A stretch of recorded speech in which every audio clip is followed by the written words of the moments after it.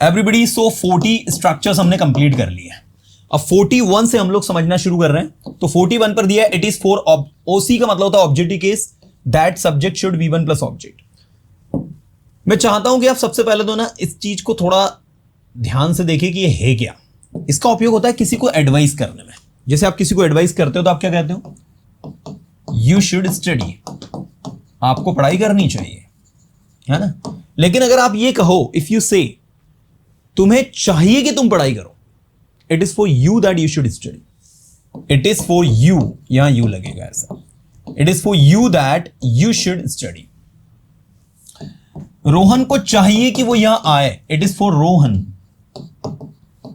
It is for Rohan that वो यहां आए, he should come here, he should come here.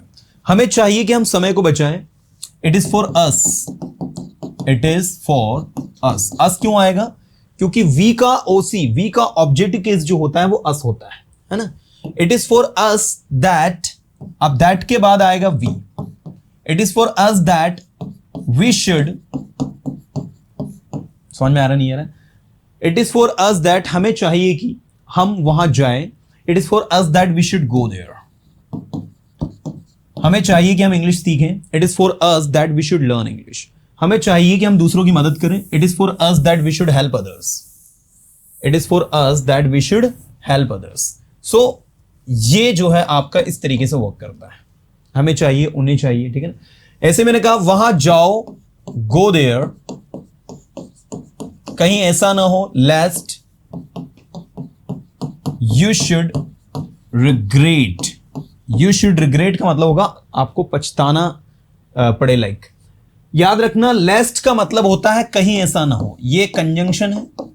लेस्ट का मतलब क्या मतलब होता है? कहीं ऐसा ना हो, कहीं ऐसा ना हो। ये जहां भी आपको लगाना हो बिल्कुल लगाओ आंख बंद करके, लेकिन याद रखना लेस्ट के बाद आने वाला अगला सेंटेंस जो है वो शुड का ही बनेगा, ये नियम है। मैंने बोला धीरे बोलो कहीं ऐसा ना हो कोई सुन ले। Speak slowly lest someone should listen. मैंने कहा धीरे बोलो कोई सुन ना ले, क्या कहोगे इंग्लिश में?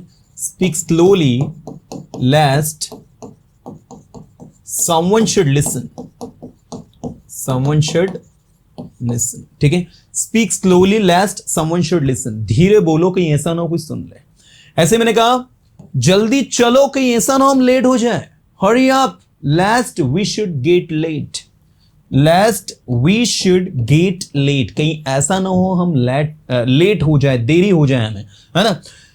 सो ये लेस्ट का मतलब होता है कहीं ऐसा ना हो। मैंने कहा देखकर चलो, ठीक है, कहीं ऐसा ना हो आप गिर पड़ो, गिर जाओ, क्या कहोगे इंग्लिश में? Walk carefully, walk carefully लेस्ट you should fall, ठीक है, दैट इज। तो कहीं ना कहीं आपको ये समझ में आएगा कि लेस्ट के बाद आने वाला सेंटेंस शुड का ही होगा। तो पहला 41 हो गया, 42 हो गया। अगला देखो, subject started ING plus object. मैं इंग्लिश बोलने लगा, I started speaking English, I started speaking English. मैं यहां आने लगा, आई स्टार्टेड कमिंग हियर। मैं वहां जाने लगा, आई स्टार्टेड गोइंग देयर। मैं पढ़ाई करने लगा, आई स्टार्टेड स्टडिंग या आई बिगेन टू स्टडी। मैं इंग्लिश बोलने लगा, I began to speak English. मैं सेंटेंसेस बनाने लगा, I began to make sentences. Okay, मैं दौड़ने लगा, आई बिगेन टू रन। मैं क्रिकेट खेलने लगा, I began to play cricket, you know this is. 45 की बात करूं मैं तो जो काम आपको करना पड़ता है, जैसे मैंने कहा मुझे ही इंग्लिश सीखनी पड़ती है, it is for me to learn English. क्या कहोगे? It is for me to learn English. मुझे ही कॉलेज जाना पड़ता है, it is for me to go to college. मुझे ही इंग्लिश बोलनी पड़ती है, it is for me to speak English. हमें ही सेंटेंसेस बनाने पड़ते हैं, क्या कहोगे? It is for us to make sentences, it is for us to make sentences. So this is actually 45, है ना, बहुत इजी है, आसान है। Subject continue to V1 plus object. जब आप किसी काम को लगातार करते रहे, जैसे मैंने कहा वो हंसती रही, शी कंटिन्यूड टू लाफ, वह गाने गाता रहा, he continued to sing song, मैं पढ़ाता रहा 2 घंटे तक, I continued to teaching for 2 hours, I continued to teaching for 2 hours, ठीक है। और मैंने पढ़ाना शुरू कर दिया या फिर मैं पढ़ाने लगा, आई बिगेन टू टीच। तो पढ़ाने लगा ये कॉजेटिव वर्ब है आपकी, स्टार्टेड, आप देख सकते हैं वर्ब में आईएनजी लगा है। दूसरा कंटिन्यूड टू लिखा है, आप चाहे तो यहां ए भी लिख सकते थे, कैप्ट लिख सकते थे, और कैप्ट लिखने के बाद वर्ब में आईएनजी लगता। आई कैप्ट स्टडिंग, मैं पढ़ाई करता रहा, आई कैप्ट स्पीकिंग, मैं बोलता रहा, या फिर आप ये भी कह सकते हो आई कंटिन्यू टू स्पीक। आपको जो अच्छा लगे इनमें से वो आप यूज करें, कहीं कोई दिक्कत नहीं। आई कंटिन्यू टू स्पीक भी कह सकते हो, या फिर आई कैप्ट स्पीकिंग भी कह सकते हो।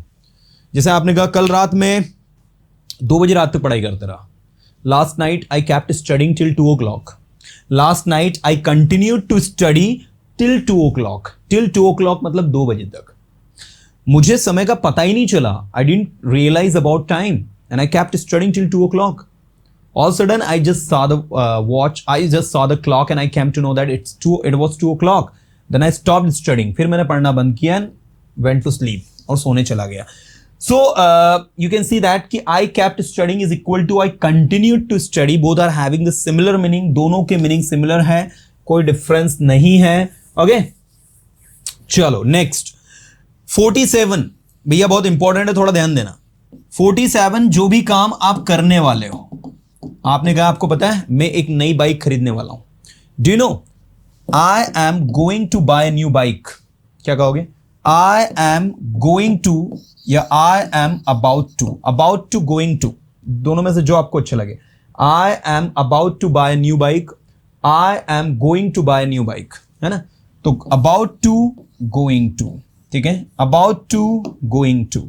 ऐसे देखो जो भी काम आप करने वाले हो, आपने कहा रोहन एक नया सेलफोन खरीदने वाला है, Rohan is about to buy new cellphone, Rohan 4 दिन के लिए छुट्टी पर जाने वाला है, Rohan is about to go on vacation for 4 days, मैं आपकी मदद करने वाला हूं, I am going to help you, मैं आपकी मदद करने वाला था, I was about to help you, मैं आने वाला था, I was about to come, मैं वहां जाने वाला था लेकिन नहीं जा पाया, I was about to go but I couldn't go, you know, मैं वहां जाने वाला था, I was about to go, मैं आपकी मदद करने वाला हूं, I am going to help you, I am about to help you. तो अबाउट टू और गोइंग टू में से जो आपको अच्छा लगे आप लगाइए, लगाना किसी एक को, ये दोनों को नहीं लगाना, इसलिए देखो बीच में ऑब्लिक लगा है, इसका मतलब है या तो इसको लगाओ या फिर इसको, दोनों की मीनिंग सिमिलर है।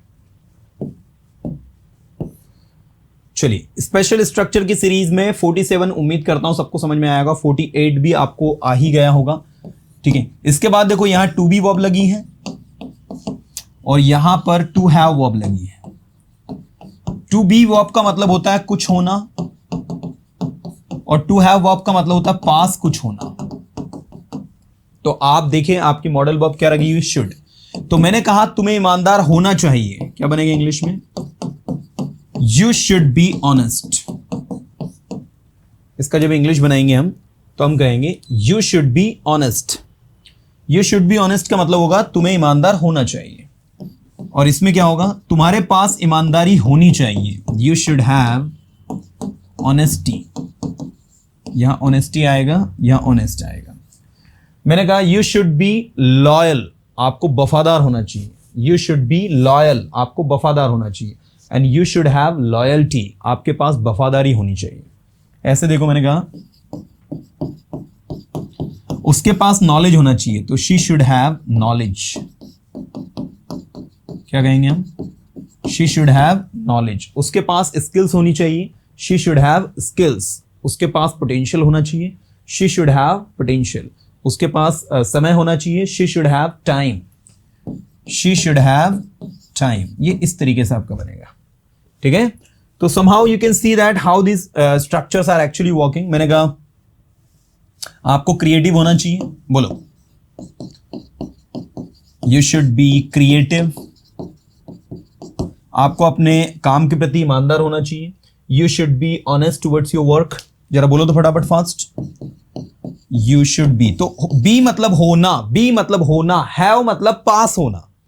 मैंने कहा आप एक स्टूडेंट है, आपके पास कम से कम एक पेन तो होना ही चाहिए, you are a student, you should have a pen at least, at least का मतलब होता है कम से कम, याद रखना। एटलीस्ट का मतलब क्या होता है? कम से कम आपके पास एक पेन तो होना ही चाहिए। You should have a pen at least. At least को आगे भी लगा दो, at least you should have a pen. कम से कम आपके पास एक पेन तो होना ही चाहिए, आपके पास पैसे होने ही चाहिए अगर आपको इसे खरीदना है तो। You should have money if you want to buy it, ठीक है। यू शुड हैव मनी मतलब आपके पास पैसे होने चाहिए if you want to buy it, अगर आप इसे खरीदना चाहते हैं तो। सो दिस इज एक्चुअली कोई बहुत बड़ी डील नहीं है ना, और बहुत आसानी से आप इसे कर लोगे। सो दिस इज एक्चुअली 47 है ना। इसके बाद अगला है 48। मैंने कहा मुझे कोई फर्क नहीं पड़ता, it makes me no odd. मुझे कोई फर्क नहीं पड़ता आप वहां जाए या ना जाए, क्या कहोगे इंग्लिश में? It makes me no odd whether you go there or not. तो मुझे कोई फर्क नहीं पड़ता, it makes me no odd. 47 के दोनों समझना आप, ठीक है, चूंकि इसकी नंबरिंग थोड़ी सी गड़बड़ होगी। ये वैसे 49 था, ये 50 था, ठीक है। ऐसे करके टोटल आपके स्ट्रक्चर की संख्या भी ज्यादा हो जाएगी, बट ठीक है, कोई गल नहीं, चलता है। तो जब आप कहते हो मुझे कोई फर्क नहीं पड़ता, बोलो इट मेक्स मी नोड। तुम्हें कोई फर्क नहीं पड़ता, इट मेक्स यू नोड। हमें कोई फर्क नहीं पड़ता, it makes us no odd. Ravi को कोई फर्क नहीं पड़ता, इट मेक्स रवि नोड। इसको बोलने की कोशिश करो 4-5 बार, टंग पर रखने की कोशिश करो, तो वैसे ही आपको प्रिपेयर्ड हो जाएगा। इट मैक्स लिखना है, इट्स नहीं लिखना है। इट इट इट, कुछ लोग ऐसा इट्स लिख रहे हैं, ये इट्स नहीं लिखना है, ये गलत है। इट मैक्स लिखना है। It max me no odd, मुझे कोई फर्क नहीं पड़ता। और अगर मुझे फर्क पड़ता है तो इट मेक्स मी ऑड। मुझे फर्क पड़ता है कि आप वहां जा रहे हैं या नहीं जा रहे हैं। It makes me odd you are going there or not. और बीच में वेदर लगाना चाहते हो तो वेदर भी लगा दो। It makes me odd whether you are going there or not. मुझे फर्क पड़ता है कि आप प्रैक्टिस कर रहे हो नहीं कर रहे हो। It makes me odd whether you are practising or not. ये वेदर का मतलब होता है क्या आप प्रैक्टिस कर रहे हो नहीं कर रहे हो, इस बात से मुझे फर्क पड़ता है। ये वेदर भी लगा सकते हो, इफ भी लगा सकते हो।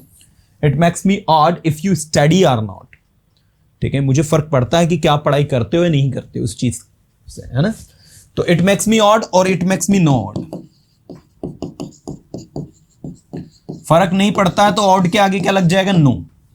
Okay, it makes me no odd and it makes me odd, तो 1-2 बार पढ़ोगे याद हो जाएगा, कोई बहुत बड़ी डील नहीं है। ये आपके ऊपर निर्भर करता है। It's up to you, it's up to you. ये मेरे ऊपर निर्भर करता है, इट्स अप टू मी। ये रोहन पर निर्भर करता है, क्या कहोगे? ये रोहन पर निर्भर करता है, इट्स अप टू रोहन। ये निशा पर निर्भर करता है, इट्स अप टू निशा, ठीक है। इट्स अप टू निशा, ठीक है। So it's up to you मतलब ये आप पर निर्भर करता है। इट्स अप टू मी, ये मेरे ऊपर निर्भर करता है। इट्स अप टू देम, ये उन पर निर्भर करता है। इट्स अप टू अस, ये हम पर निर्भर करता है। जिस पर भी निर्भर कर रहा वो, मैंने कहा it's up to you what to do, what not to do। चलो बोलो क्या बनेगा? ये आप पर निर्भर करता है कि क्या करना है और क्या नहीं। इट्स अप टू देम, ये उन पर निर्भर करता है। Where to go, where not to go, कहां जाना है और कहां नहीं जाना है, ये उनकी प्रॉब्लम है यार। It's up to them, why are you worrying? You don't need to get worried. Okay, it's up to them where to go, where not to go, what to do, what not to do. That's their problem. It's up to them. Why are you getting worried unnecessarily? You know, you don't need to get worried. You don't need to get worried. You know, it's up to them. ये उन पर निर्भर करता है। It's up to you. ये आप पर निर्भर करता है। It's up to me. ये मेरे ऊपर निर्भर करता है। It's up to Ravi. ये रवि पर निर्भर करता है। It's up to सीमा. ये सीमा पर निर्भर करता है। You know, तो ये प्रैक्टिकली स्पोकन इंग्लिश में इसका बहुत यूज होता है। आप सोच रहे हो यार जाऊं नहीं जाऊं, should I go or not? It's up to you. If you want to go you can go. आप सोच रहे हो, you are thinking and you are getting confused, should I go or not? So I can say it's up to you. If you want to go you should go, and if you don't want to go you are not supposed to go. It's up to you. It's up to you का मतलब क्या होता है? ये आप पर निर्भर करता है. इट्स अप टू मी, ये मेरे ऊपर निर्भर करता है. इट्स अप टू देम, ये उनके ऊपर निर्भर करता है. इट्स अप टू रोहन, ये रोहन पर निर्भर करता है. यू नो, सो ये इस तरीके से चलता है आपका. चलिए भैया, अब स्टार्ट हो गए यहां से कंडीशनल सेंटेंसेस. जी हाँ, 49 तक पढ़ने के बाद, 50 पढ़ने के बाद में now we are moving towards conditional sentences. And this is extremely important कि कंडीशनल सेंटेंसेस में हम अपना 100% दें. ठीक है, तो कंडीशनल सेंटेंसेस में क्या चीजें हैं वो देखो. प्रेजेंट इंडेफिनिट और फ्यूचर इंडेफिनिट. सबसे पहला कंडीशनल सेंटेंस. कंडीशनल सेंटेंस वो सेंटेंस होते हैं जिनकी शुरुआत इफ से होगी. पहली चीज, उनके अंदर एक शर्त होगी. शर्त क्या है? यदि आप यहां आओगे तो आप इंग्लिश सीखोगे. शर्त है. यदि आप मेरी मदद करोगे तो मैं आपकी मदद करूंगा. तो जब दोनों सेंटेंस फ्यूचर के हैं तो पहले सेंटेंस को प्रेजेंट इंडेफिनिट या प्रेजेंट सिंपल में बनाना है. ठीक है, आप जब इसका इंग्लिश बनाओगे तो आप बनाओगे if you help me. Okay, मैं आपकी मदद करूंगा. I will help you. यदि आप यहां आओगे तो आप इंग्लिश सीखोगे. If you come here you will learn English. यदि आप वहां जाओगे तो आप अपने आप को इंप्रूव करोगे. If you go there you will improve yourself. Yes, conditional sentences are extremely important for competitive exams because ये पूछे जाते हैं वहां पर. That is why. तो यदि आप चाहे तो इसको बीच में भी लगा सकते हैं. ऐसा बोल सकते हैं, I will help you if you help me. But याद रखना, इफ के बाद आने वाला सेंटेंस फ्यूचर का नहीं बनेगा. कंडीशनल सेंटेंस का ये नियम है कि इफ के बाद आने वाला सेंटेंस फ्यूचर का नहीं बनाना. अगर आपने बोल दिया if you will help me तो गलत हो जाएगा. This is very very very important that you must know. Right, मैंने कहा आप इंग्लिश सीखोगे. आप इंग्लिश सीखोगे यदि आप प्रैक्टिस करोगे तो. बोलो जल्दी फटाफट फास्ट. आप इंग्लिश सीखोगे यदि आप प्रैक्टिस करोगे तो. You will learn English if you practice. You will learn English if you practice. दूसरा तरीका क्या होगा? You will learn English if you practice, या फिर इफ यू प्रैक्टिस, और प्रैक्टिस भी SE वाला है ना. If you practice comma you will learn English. अब इसको नेगेटिव बनाते हैं. चलो, इसमें नेगेटिव दिया नहीं है, मैं नेगेटिव भी आपको सिखाता हूं. आप इंग्लिश नहीं सीखोगे अगर आप प्रैक्टिस नहीं करोगे तो. You don't learn English. याद रखना है, you will not नहीं लिखना है. सिंपल पास्ट में नेगेटिव बनेगा. सॉरी, आप इंग्लिश नहीं सीखोगे, मैंने उल्टा कर दिया. यदि आप प्रैक्टिस नहीं करोगे तो. If you don't practise, if you don't practise, आप इंग्लिश नहीं सीखोगे. You will not learn English. ठीक है, you will not learn English. आप वहां नहीं जाओगे. You will not go there. आप वहां नहीं जाओगे यदि वो यहां नहीं आएगा तो. You will not go there if it doesn't come here. मैं आपको कॉल नहीं करूंगा यदि आप मुझे कॉल नहीं करोगे तो. I will not call you if you don't call me. I will not call you if you don't call मी. जरा बोलो तो सभी फटाफट मेरे साथ.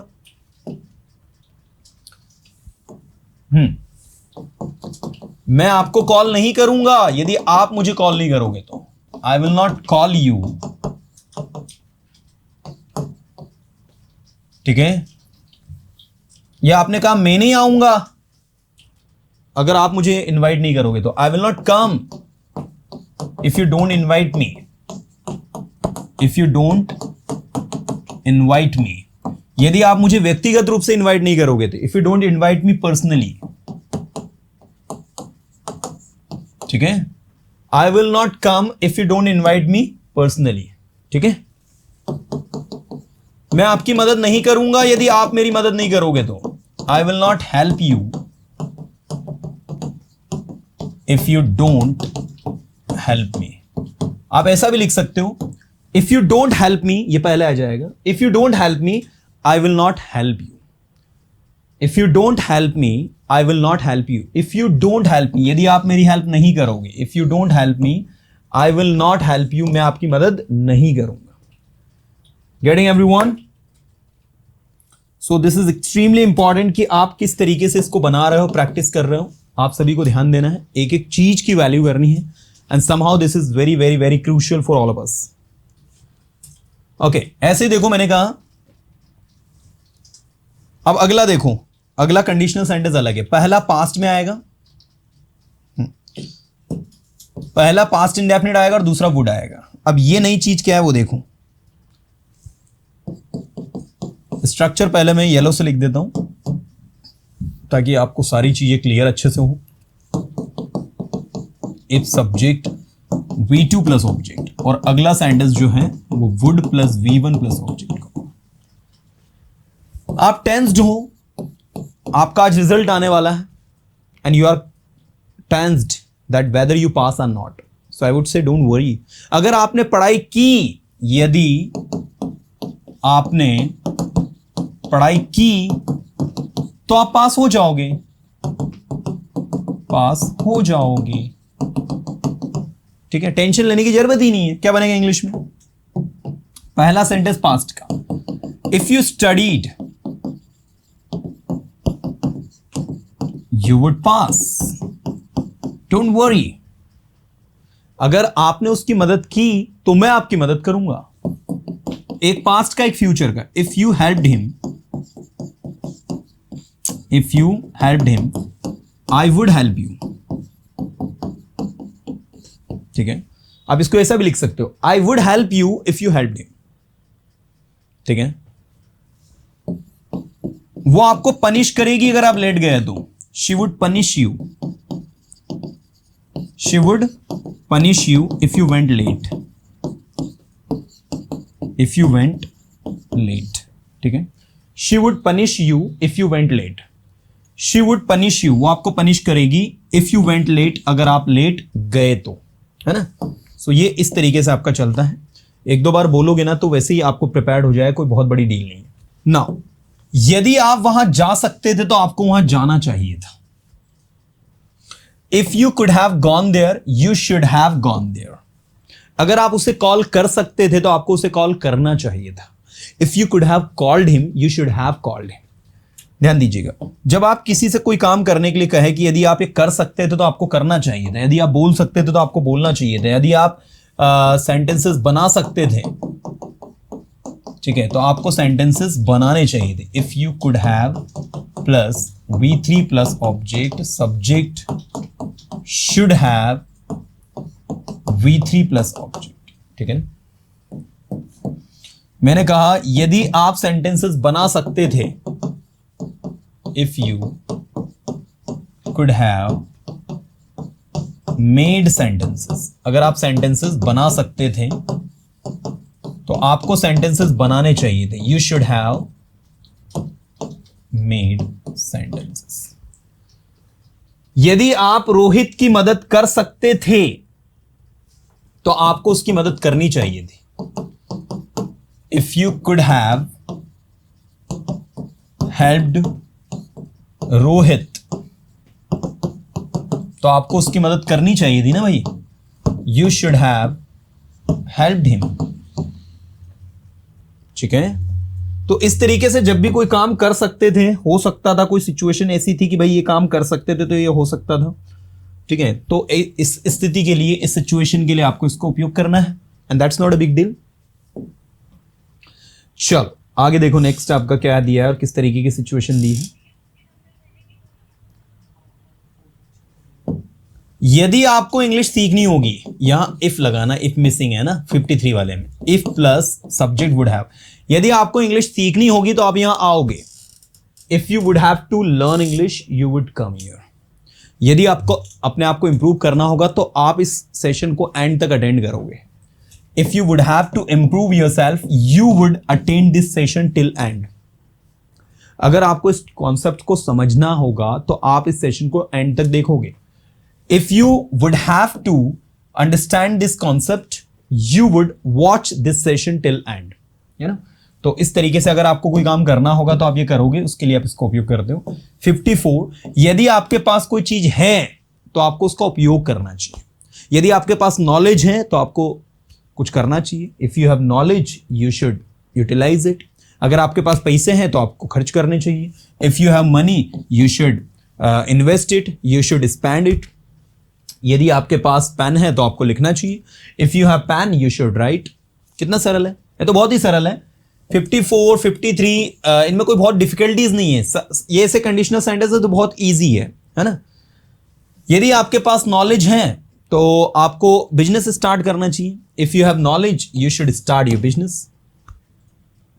यदि आपके पास स्किल्स हैं तो आपको कुछ नया सीखना चाहिए। If you have skills you should learn something new. If you have skills you should learn something new. So this is actually right. अब अगला देखो 55। 55 क्या है? यदि आपके पास कोई चीज थी तो आप उसका उपयोग करते हैं। जैसे मैंने कहा यदि आपके पास नॉलेज था, if you had knowledge, if you had knowledge, यदि आपके पास नॉलेज होता, यदि उसके पास कोई चीज थी तो वो ये जरूर करता। ये थोड़ी सी एक मिस टाइपिंग हो गई, इसको सही कर लेना। Subject had, object, subject would plus V1 plus object. ठीक है, हेड के साथ वुड हैव तब लगता है ये वाले स्ट्रक्चर में। देखो ये हेड के साथ V3 लगा और ये वुड हैव फिर V3। ठीक है, मैं दोनों स्ट्रक्चर को यहां पर लिख देता हूं ताकि आपको बिल्कुल भी कंफ्यूजन नहीं हो। एक 57 है और एक आपका कौन सा 55। देखो इधर एवरीबडी 55 और ये 57।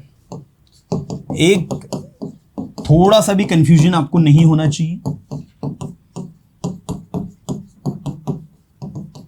ठीक है, यहां हेड के बाद ऑब्जेक्ट आ रहा है तो यहां वुड लगा रहे हैं। दूसरा देखना सब्जेक्ट प्लस अगला जो है इसमें हेड के बाद में V3 आ रहा है प्लस ऑब्जेक्ट आ रहा है, तो जो नेक्स्ट बन रहा है इसमें आप would have plus V3 plus object. ये इस तरीके से आ रहा है। अब दोनों को ध्यान से देखो। अब मैंने कहा if you had time, if I had time, यदि मेरे पास समय होता तो मैं आपको जरूर कॉल करता, बट मेरे पास समय ही नहीं था। इफ आई हैड टाइम मैं आपको जरूर कॉल करता, I would surely call you, but I had no time, that's why I could not call you. If I had time I would surely call you, अगर मेरे पास time होता मैं निश्चित ही आपको कॉल करता। ठीक है, ऐसे देखो यदि उसके पास पैसे होते हैं, इफ शी हैड मनी, निश्चित ही वो आपकी मदद करती, she would surely call you या she would surely help you, but she had no money that's why she could not help you. But उसके पास पैसे नहीं थे, अगर होते तो इफ शी हैड मनी, यदि उसके पास पैसे होते शी वुड हेल्प यू, वो आपकी मदद करती। यदि मेरे पास समय होता तो मैं वहां जाता ना, मेरे पास समय नहीं था भाई। If I had time I would go there but I had no time. तो ये जो है आपका इस तरीके से वर्क करता है। लेकिन जो 57 है ये अलग चीज है बॉस। 57 कंडीशनल सेंटेंस में देखो हेड के बाद यहां V3 लिखा है और यहां वुड हैव लिखा है। ये वो है जो रिग्रेट का भाव फील करवाने के लिए, आप कहीं पर पछता रहे हो। जैसे आपने कहा यदि आप पढ़ाई करते या आपने पढ़ाई की होती तो आप पास हो गए होते, यदि एम्बुलेंस समय पर आ गई होती तो पेशेंट बच गया होता, यदि डॉक्टर समय पर आ गया होता तो पेशेंट बच गया होता। ऐसी सिचुएशन जिसमें कि कोई काम हो गया होता तो ऐसा हो जाता। मैंने कहा यदि रोहित शर्मा ने 50 रन और बना दिए होते तो इंडिया मैच जीत गया होता। इफ रोहित शर्मा ने 50 रन और बना दिए होते, क्या बोलोगे? If Rohit Sharma had scored 50 more runs, 50 runs more या 50 runs more या 50 more runs, इंडिया मैच जीत गया होता। India would have won the match। Tension मत लो, आज भी इंडिया मैच जीतेगा, है ना। कुछ लोगों को अभी ये टेंशन है कि भाई इंडिया मैच जीतेगा नहीं जीतेगा। तो ये तो सेंटेंस है। If Rohit Sharma had scored 50 more runs, अगर रोहित शर्मा ने 50 रन और बना दिए तो India would have won the match, India match जीत गया होता। ठीक है, हाँ। यदि तुम वहां गए होते तो तुम उससे मिले होते। If you had gone there you would have met him. अगर आपने मुझे कॉल किया होता ना तो मैं आपकी मदद करता या मैंने आपकी मदद की होती। इफ यू हैड कॉल्ड मी, बोलते ना कुछ लोग कि मुझे कॉल किया होता ना, आपने मुझे बताया होता ना तो मैं ऐसा होने नहीं देता। If you had called me I would have helped you, ठीक है, I would have helped you, मैंने आपकी मदद की होती। ऐसे देखो, if she had gone there, यदि वो वहां गई होती, she would have met him, she would have met him, वो उससे मिली होती। नेक्स्ट, इफ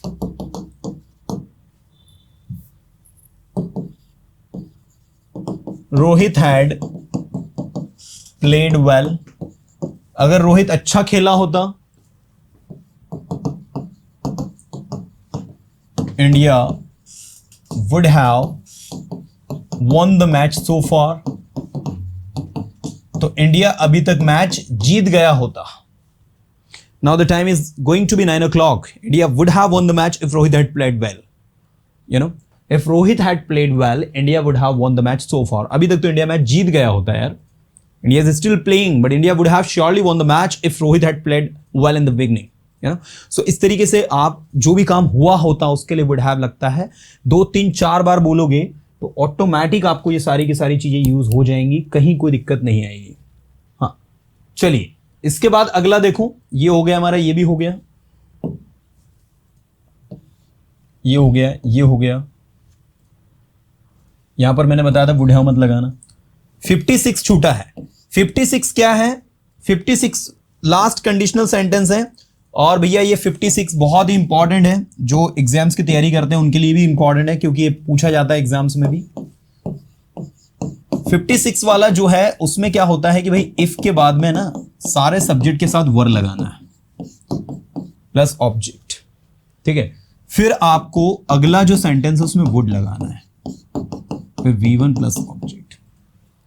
आपने कहा यदि मैं आपके साथ होता, थे क्या पहले तो बताओ, हाइपोथेटिकल सिचुएशन है, साथ में थे नहीं थे। यदि मैं आपके साथ होता तो मैं आपकी मदद करता। इफ आई, वॉज नहीं आएगा, सारे सब्जेक्ट के साथ में वर।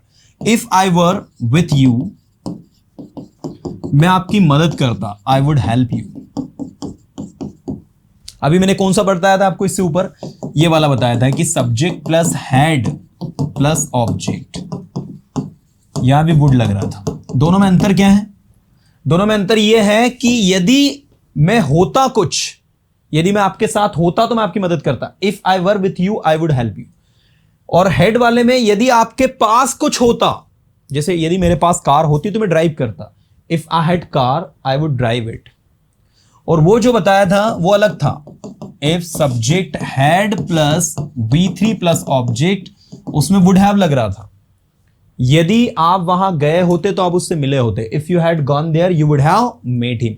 तो तीनों स्ट्रक्चर्स थोड़ा सा ध्यान देना, क्योंकि ये तीनों स्टूडेंट्स को बड़े कंफ्यूजिंग लगते हैं। मैं एक बार इन तीनों को इंडिविजुअली लिख रहा हूं ताकि आप लोग जो हैं इन पर विशेष ध्यान दें। ए, वर वाला, ठीक है, इफ लगकर वर आएगा plus if subject were object, है ना, और उसके बाद में subject plus would plus V1 plus object, ये आएगा आपका। बी वाला देखो, if subject had plus object, इसमें भी वुड। सी वाला देखो, if subject had V3 plus object, और अगला है आपका would have V3 plus object. भैया ये वो हाइपोथेटिकल सिचुएशन है जो मुझे लगता है हर स्टूडेंट्स को आनी ही चाहिए। एग्जैक्टली जैसे इन्होंने लिखा इस्ट्रत शेख ने कि इफ आई वर बटरफ्लाई, अगर मैं एक तितली होती, इफ आई वर बटरफ्लाई, तो क्या है बटरफ्लाई है? नहीं है। ये होती तो इन्होंने कहा if I were a butterfly I would fly, I would fly in the garden, मैं गार्डन में उड़ती। ओके, इफ आई वर इन इंदौर, यदि मैं इंदौर में होता तो मैं उसकी मदद करता, if I were in Indore I would help him. यदि मैं देश का प्राइम मिनिस्टर होता, यदि मैं कुछ होता तो कुछ करता, वो सिचुएशन इसमें आएगी।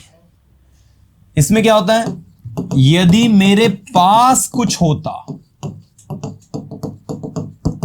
तो मैं कुछ करता, ठीक है। और यदि आप वहां गए होते तो आप मिलते उससे। तो ऐसा करके 3 अलग अलग सिचुएशन है। अब मैं सेंटेंस बोलूंगा, आपको यह बताना है कि वो ए में बनेगा, बी में कि सी में। समझ में ऑटोमेटिक आ जाएगा। यदि मेरे पास पैसे होते तो मैं ये वॉच खरीदता। बताइए, यदि मेरे पास पैसे होते तो मैं वॉच खरीदता। ए में बनेगा, बी में बनेगा कि सी में बनेगा? पहले ही बताओ। यदि मेरे पास पैसे होते तो मैं ये वॉच खरीदता, क्या बनेगा? वेरी गुड, सबको आ गया समझ में। बी में बनेगा, if I had money I would by this watch. पैसे हैं क्या? नहीं है, होते तो खरीदता। दूसरा देखना, यदि रोहित बिजी होता तो वो आपको कॉल नहीं करता। वो बिजी नहीं है तभी तो उसने आपको कॉल किया है। यदि रोहित बिजी होता तो वो आपको कॉल नहीं करता। चलो ये बताओ, ये किस में बनेगा? यदि रोहित बिजी होता तो वो आपको कॉल नहीं करता। बताओ, यदि रोहित बिजी होता तो वो आपको कॉल नहीं करता, ये किस में बनेगा? Come on everybody. यदि रोहित बिजी होता तो वो आपको कॉल नहीं करता, ए में बनेगा। इफ रोहित वर बिजी, वो आपको कॉल नहीं करता, he would not call you. उसने आपको कॉल किया क्योंकि वो बिजी नहीं था। He called you because he was not busy. If he were busy, if Rohit were busy, if he were busy, he would not call you. You got it? यदि doctor समय पर आ गया होता तो पेशेंट नहीं मरता, पेशेंट नहीं मरा होता। चलो बताओ किस में बनेगा? यदि डॉक्टर समय पर आ गया होता तो पेशेंट नहीं मरा होता। यस, वेरी गुड, सी में बनेगा। If doctor had come on time या arrived on time, the patient would not have died। ठीक है, पेशेंट नहीं मरा होता तो patient would not have, negative बनेगा। The patient would not have died if the doctor had arrived on time। अगर ambulance समय पर आ गई होती तो पेशेंट नहीं मरता, है ना। If the ambulance had arrived on time the patient would not have died। You got it? तो इस तरीके से हेड लगकर यहां पर आपको would have लगाना। उम्मीद करता हूं कि एक एक स्टूडेंट्स को सारे के सारे कॉन्सेप्ट जो है बहुत अच्छे से क्लियर हो रहे होंगे। And somehow we can see that how they are actually working, you know, कैसे और किस तरीके से ये चीजें आपकी काम कर रही हैं। बिकॉज जो कॉन्सेप्ट है दिस इज क्वाइट ईजी और बिल्कुल भी डिफिकल्ट नहीं है, आसान है और बहुत आसानी से आप इसे कर सकते हो, राइट। मान लेते हैं, चलो मान लेते हैं आप बिजी थे। Let's say that you were busy 58। चलो मान लेते हैं आपके पास टाइम नहीं था। Let's say that you had no time. चलो मान लेते हैं आप घर जाना चाहते थे। Let's say that you wanted to go to home. चलो मान लेते हैं आप इंग्लिश नहीं सीखना चाहते थे। Let's say that you did not want to learn English. चलो मान लेते हैं कि आप कल बिजी थे लेकिन आज तो आपके पास समय था ना भाई। Let's say that you were busy yesterday but today you had time, but today you had time. I look forward to going there, I look forward to going there, है ना। I look forward to going there, मैं वहां जाने की उम्मीद रखता हूं। She look forward to come here, वो यहां आने की उम्मीद रखती है ना, या वो उम्मीद करती है कि यहां आ जाए वो, है ना। She look forward to improve herself, we look forward to winning in India, हम इंडिया के जीतने की उम्मीद करते हैं, है ना। नेक्स्ट, वहां जाना बेवकूफी है यार, इस टाइम पर 9 बज रहे हैं, it's 9 o'clock, it's foolish to go there. It is foolish to go there। ठीक है, it is foolish to go there मतलब वहां जाना क्या है? बेवकूफी है। It is foolish to call him, उसको कॉल करना बेवकूफी है। It is foolish to make sentences, sentences बनाना बेवकूफी है। तो it is foolish। इसके बाद है before। before का मतलब होता है के पहले, after का मतलब होता है के बाद। आपके बोलने से पहले मैं बोल दूंगा, तो मैं बोल दूंगा I will speak before you speak. ठीक है, I will speak before you speak. I will speak मतलब मैं बोल दूंगा बिफोर यू स्पीक, आपके बोलने से पहले। ऐसे देखो, आई विल स्पीक मैं बोलूंगा after you will speak, after you speak, इसके बाद आप बोलोगे। तो बिफोर और आफ्टर दोनों जो है आपके प्रपोजिशन की तरह भी काम करते हैं, कंजंक्शन की तरह भी काम करते हैं। तो चूंकि यहां पर 61 और 62 में हम इनको एज ए कंजंक्शन काम करवा रहे हैं, ठीक है ना। मैं बिफोर आफ्टर को और भी डिटेल में आपको बताऊंगा, ठीक है। तो अभी हम लोग यहीं तक देख रहे हैं 62 तक। कल मैं 62 तक रिवीजन करवा के इसका दी एंड कर दूंगा और ये हो जाएगा complete, it's not a big deal. लेकिन सबसे इंपॉर्टेंट चीज ये है कि we have to learn, we have to know the method